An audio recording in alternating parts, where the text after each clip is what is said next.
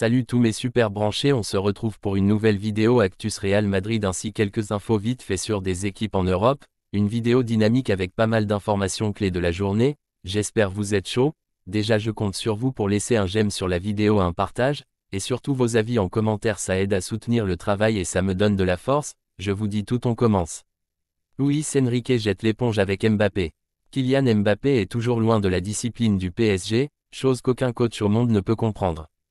Luis Enrique non plus. L'entraîneur asturien, depuis qu'il a repris les rênes de l'équipe parisienne, s'est senti capable de renverser la vapeur et au moins de tirer des performances sportives du grand atout du champion de France en attendant ce qui pourrait advenir de l'avenir de l'attaquant.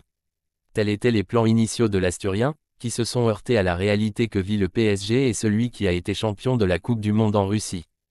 Luis Enrique s'est adapté à ce qu'il a, les entrées, les sorties et cherche maintenant à créer un 11 compétitif avec lequel relever tous les défis qu'il attend au club qatari.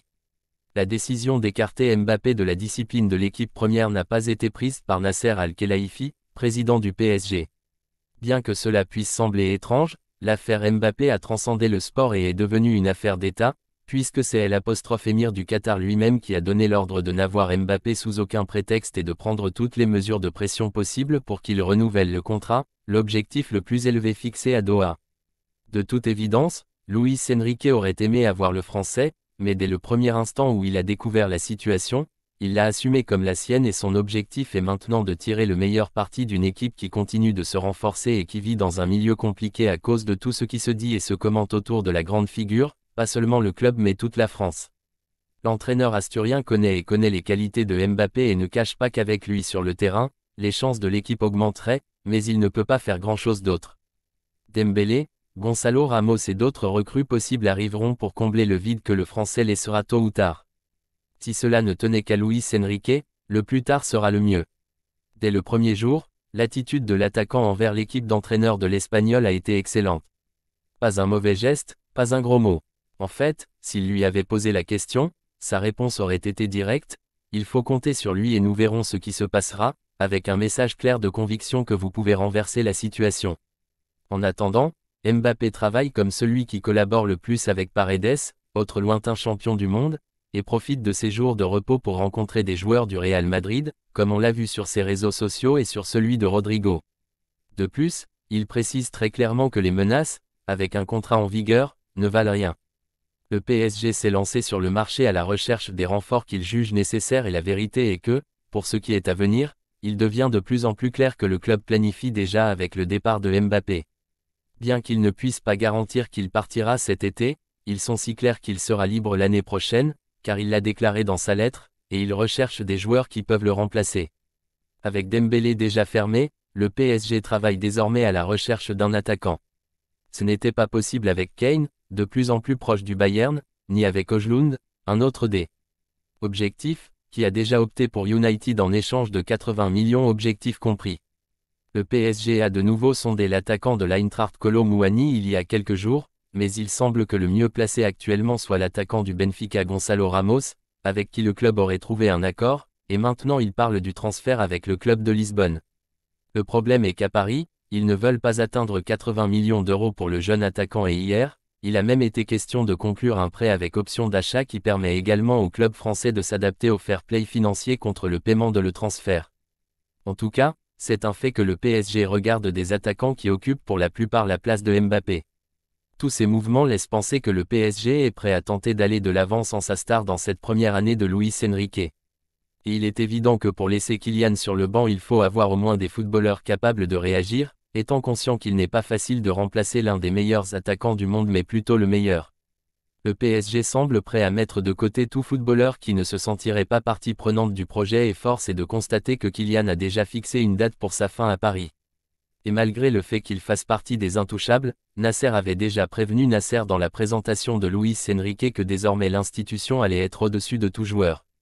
Dans l'entité, il considère que les caisses du club ont le muscle pour fermer une équipe de garantie même si aucun transfert n'est inscrit pour le champion du monde. Le message du club est également transféré sur ses canaux de communication. Malgré le fait qu'à Paris, ils ont clairement indiqué que Kylian n'avait pas été supprimé de leur site web, suite à l'image devenue virale et qui a ouvert la page principale cette semaine, dans laquelle Mbappé n'apparaissait pas, Ils ont précisé qu'il sait parce que le 9e de l'équipe n'a pas fait le tour, mais en même temps qu'il ne peut pas être le centre de l'image de ces chaînes s'il ne va pas non plus être le centre du projet sportif. Du côté du Real, tous les signaux sont au vert pour un arrivée de Kylian Mbappé avant le 14 août, après la publication de Kylian Mbappé postant le numéro 9 sur son story. La photo avec Rodrigo pendant ses jours de vacances, c'est maintenant le tour de Vinicius, le joueur fait de la place à Mbappé. Ancelotti révèle que le Brésilien aime jouer plus au centre, et Mbappé s'est déjà plaint au PSG d'avoir joué comme référence 9. L'un des principaux débats de cette tournée porte sur le nouveau système qui fonctionne. Ancelotti pour tirer le meilleur parti d'un effectif avec de gros changements, mais le plus important est avant tout le départ de Karim Benzema qui, à moins que Kylian Mbappé n'arrive cet été, a laissé l'équipe sans 9 de départ et avec Joselu comme alternative, à moins que l'attaquant est capable de convaincre tout le monde qu'il doit s'agir du numéro 9 d'Ancelotti. Cependant, pour le moment, le numéro 9 n'a pas de propriétaire et l'un des grands joueurs concernés par jouer sans référence est Vinicius, sans oublier Rodrigo. Le Brésilien s'adapte à jouer plus à l'intérieur, comme on l'a vu lors du Clásico, mais la surprise est venue de Carlo Ancelotti lors de sa dernière conférence de presse. Tout indiquait que jouer avec les deux attaquants brésiliens était une option pour l'entraîneur, qui a néanmoins révélé aux médias que c'est Vinicius lui-même qui souhaite s'éloigner un peu de son habitat naturel, dans cette position extrême où il a toujours détruit ses marqueurs, pour jouer plus au milieu et chercher plus de buts. Il est fort probable que ces procès n'aient rien à voir avec une éventuelle arrivée de Mbappé, mais nul doute que si Vinicius est capable de s'accommoder davantage au centre, il peut éviter à l'entraîneur un dilemme si la star du PSG arrive enfin. Et c'est qu'à moins qu'à Madrid il ne voit les choses différemment, l'une de ses dernières contrariétés dans son équipe, avec le déjà licencié Christophe Galtier sur le banc, était de jouer comme référence 9 dans l'équipe. Après un match nul face à Reims, Kylian a posté un message sur ses réseaux avec le hashtag PivotGang pour montrer son malaise d'être celui qui a joué le plus dos au but avec Messi et Neymar, avec qui il a également eu ses avantages et ses inconvénients dans ce match en raison du lancement d'un penalty.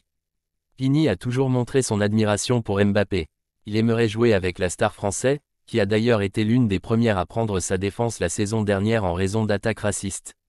L'équipe dirigée par Pep Guardiola a fermé le défenseur le plus cher de l'histoire du football sur ce marché estival, 100 millions d'euros en échange de l'un des défenseurs centraux les plus en forme de la scène internationale, Josko Gvardiol, Zagreb, 2021, une recrue phare pour Pep Guardiola en défense, un joueur solide ultra intéressant dans son jeu et qui va consolider une défense déjà huilée avec les Ruben Dia, Kyle Walker, Akanji, Nathan Ake.